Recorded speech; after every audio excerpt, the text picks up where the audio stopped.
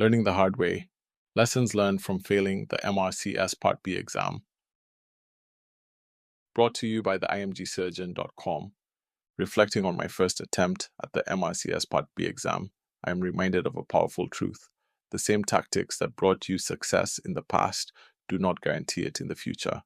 Working hard with the wrong strategy is a guarantee for failed outcomes. I learned this the hard way. My first attempt pass at the MRCS Part A exam gave me the confidence to book the Part B exam approximately 3 months after. I embarked on a rigorous study regimen for Part B. I enrolled in 2 different question banks, MRCS and Pass Test, and dutifully devoted 2 to 4 hours daily to answering the practice questions. I also spent time honing my clinical skills every other weekend with a colleague from my home country, Kenya. However helpful, he was unfamiliar with the MRCS exam.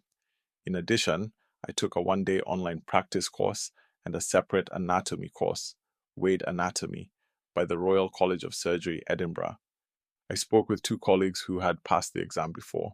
They gave me vague advice, but I felt I'd covered all bases. My exam was scheduled at the height of the COVID-19 pandemic. Therefore, I traveled to Edinburgh 2.5 weeks prior to the test to avoid any potential logistical challenges. While in Edinburgh, I spent my time doing more of the same. This involved reading in the university library and at my accommodation. Unexpectedly, the day before my exam, I met online, through LinkedIn, a Kenyan doctor working at the Royal Infirmary of Edinburgh. This interaction shifted my perspective 360 degrees.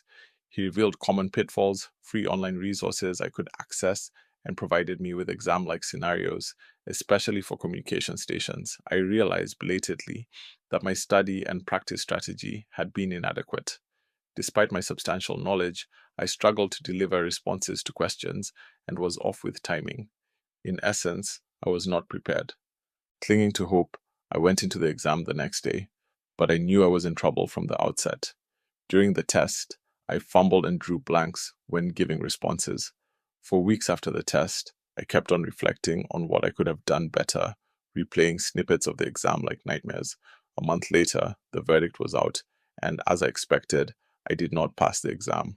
I failed to obtain the minimum threshold score required in the communication section by a mere 2 points. This was a harsh yet necessary experience, albeit one that pierced my confidence and forced me to accept my flaws and recalibrate my approach. I had failed, but I had learned.